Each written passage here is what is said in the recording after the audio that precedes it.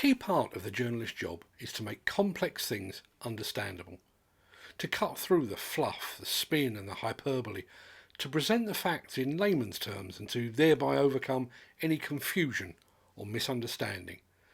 So here goes. As a construction or demolition worker, you may be highly experienced. You may have gained that experience over decades. You may have honed your skills with continuous on-the-job learning. You may be held in high regard by your employer, admired and respected by your peers, and you may even be a mentor to less experienced workers. But as of June next year, all of that will be worth squat. If you are to prove your experience and expertise going forward, you will need a piece of plastic. Yep, another piece of plastic to prove it. The powers that be in the industry have sold your experience down the river. And their defence, now that the loss of so-called grandfather rights is imminent? We told you so.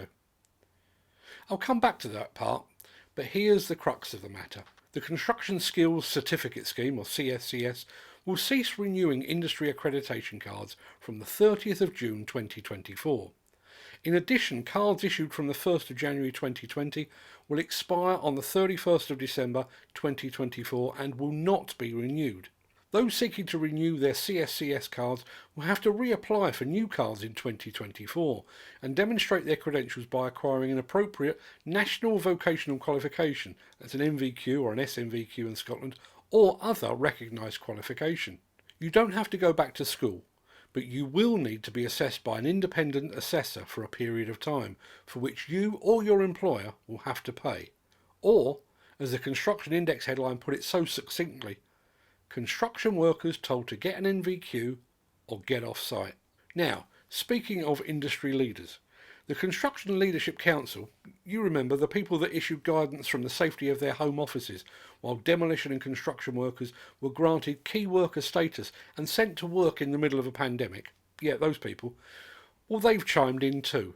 The Construction Index reports that the CLC has said of this announcement that this week's announcement should come as no surprise to anyone paying attention.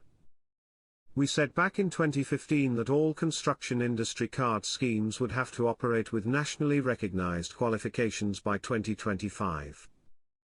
10 years warning is surely enough.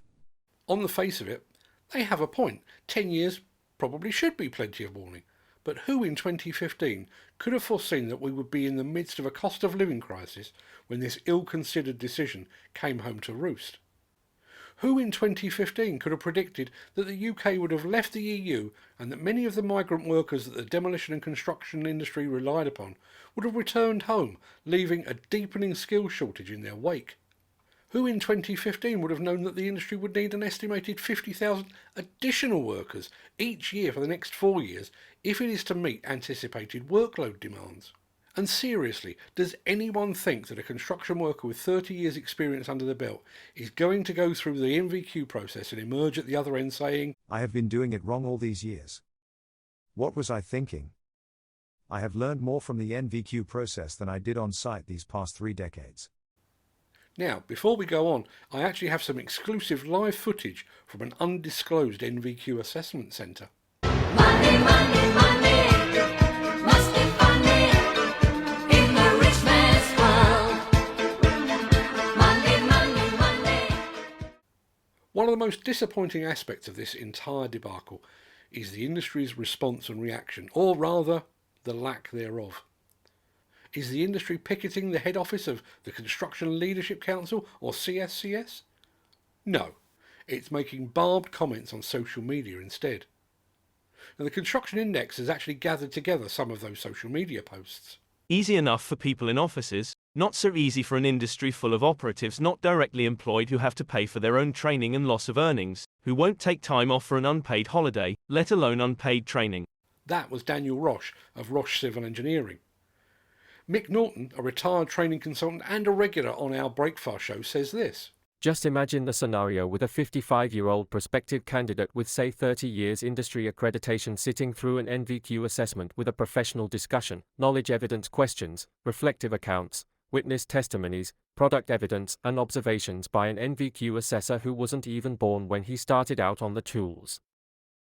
It's a nonsense, and the CLC and the CSCS should not be supported in this foolhardy initiative that will lose the sector thousands of highly skilled workers. This will only lead to more and more companies moving away from CSCS. That was Dave Anders, Group Health and Safety Manager at the Emerson Group. Freelance site manager David Smith says, I would need a black card which would cost me around £2,000, and I'm self-employed so wouldn't receive the CITB grant. I can't imagine that many companies employing me on an hourly rate to manage their site would be happy for me to have someone coming and assessing me in the workplace. Added to that, I am required to hold an SMSTS at £335 and 2 days without pay, and a first aid at work qualification at £378 plus 3 days without pay. Where do you guys think people in my situation are going to find the money and the time? and perhaps most telling of all, Ian Hughes, Managing Director at health and safety consultant Green Dragon, says this. I am letting my black card expire and I shan't be replacing it. So, we're in the midst of a skill shortage. We know that we will need an additional 50-odd thousand people each year for the next 4 years. And here we are, forcing our most experienced and presumably our most valuable assets towards the industry exit. Now, I've been trying to think of a good way to end this film, something that sums up my feeling on the end of grandfather rights and my feelings about the industry's lack of response and lack of outrage. As is so often the case, Depeche Mode have precisely the words I was looking for. Where's the revolution?